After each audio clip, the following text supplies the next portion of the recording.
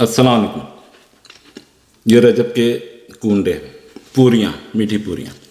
किसी ने पूछा कि ये रजब के कुंडे क्या होते हैं।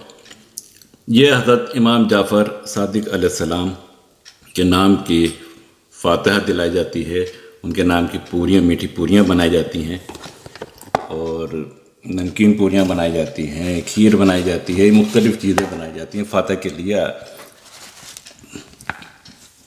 और कुंडे किसको कहते हैं, तो कुंडे ये हैं कि कुंडे एक मिट्टी के बर्तन होते हैं, पहले होते थे मिट्टी के थाल जिसको कहना है, जिसमें दही भी आपने देखा होगा, दही वगैरह भी जमता है, तो उसमें मीठी पूरियाँ रखी जाती थी फातिहा के टाइम।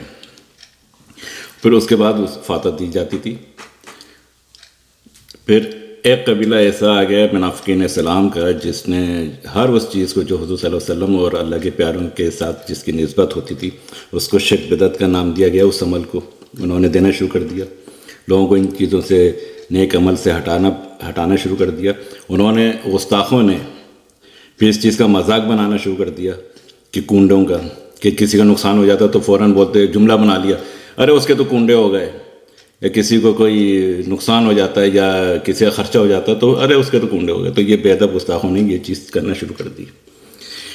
कुंडे मिट्टी के बर्तन को कहते हैं, थाल को, जिसमें हज़रत इमाम जाफ़र सादिक अलैहिस्सलाम के नाम की, जिन पे हमारे माँ बाप हम सब कुर्बान, उनके नाम की हम फातिहा दिलाते हैं, पूरियाँ बनाते हैं।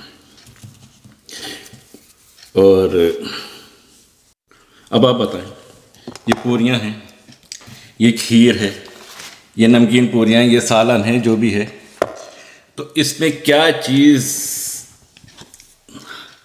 हलाल नहीं है, जायज़ नहीं है, ये बताएं। या किस चीज़ से अल्लाह ताला ने मना फरमाया है कुरान में, हदीस में, किस चीज़ की ममानियत है, आप बताएं।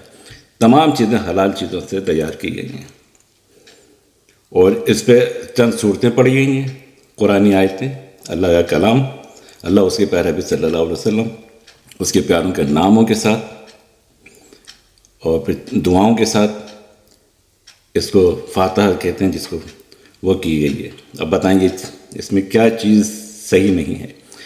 मैं तो यकीन है कि उस खाने से लाख दर्जे बेहतर है जो हम रोज़मर्रा खाते हैं, क्योंकि इसमें अल्लाह और उसके प्यारे नबी सल्लल्लाहु अलैहि वसल्लम प्यारों की मोहब्बत शामिल है।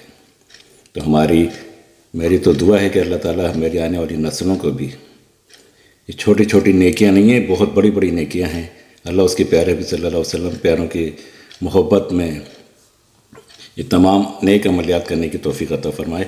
आमीन। अपना ख्याल रखिएगा और इंशाअल्लाह ताला बहुत मज़ेदार है।